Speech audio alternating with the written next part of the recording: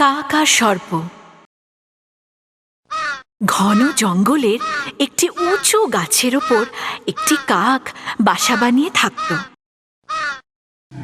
সেই গাছেরই নিচে গর্তের মধ্যে থাকত একটি সাপ। কাক এদিকে বাসায় ডিম পেড়ে রেখেছে। একদিন কি হলো জানো, কাকের বড় খিদে পেয়েছে, তাই খাবার সন্ধানে সে বেরিয়ে পড়ল। ঠিক সেই সময় সাপ তার গর্ত থেকে বেরিয়ে গাছে চড়তে থাকে।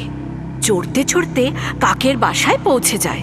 ডিম দেখে তো তার মুখে জল এসে যায়। কয়েক ঘন্টা পর কাক তার বাসায় ফিরে দেখে তার ডিমগুলো কেউ খেয়ে নিয়েছে। সে বড়ই উদাস হয়ে যায়।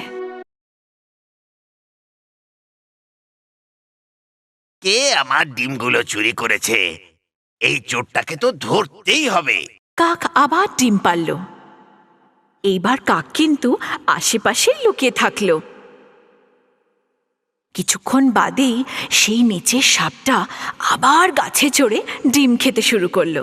কাক এবার চোরকে ধরেই ফেলল। সে বাইরে বেরিয়ে আসলো। তোমার এত বড় সাহস, আমার ডিমগুলো খাচ্ছ? হ্যাঁ, কে ওখানে?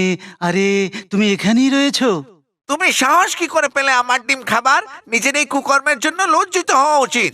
আমি কেন লজ্জা পাবো? আমার খিদে পেয়েছিল, তাই তোমার ডিমগুলো খেয়ে ফেললাম। ফের যদি কোনোদিন আমার ডিমগুলোর দিকে তাকিয়েছো তাহলে মেরে ফেলবো তোমায়। হ্যাঁ, তুমি কি মারবে আমাকে? তোমার যা ইচ্ছা তাই করো।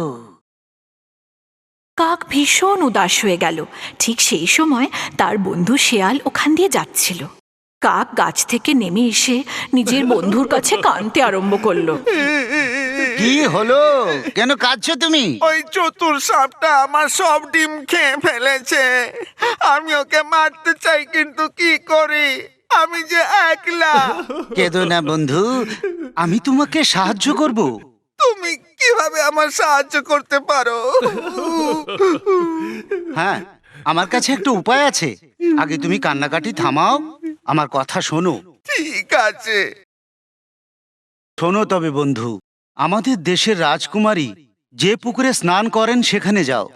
হ্যাঁ উনি স্নানের পূর্বে নিজের গলার হার খুলে পুকুরের পাড়ে রেখে দেন। হ্যাঁ, ওই হারটা তুমি ওখান থেকে নিয়ে এসে ওই সাপের গর্তে ফেলে দাও।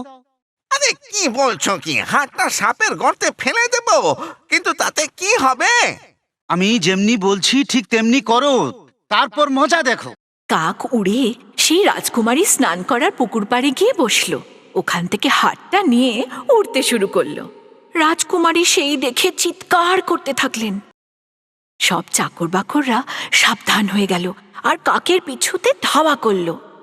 সাপের গর্তে হাতটা ফেলে কাক সেখান থেকে উড়ে পালালো।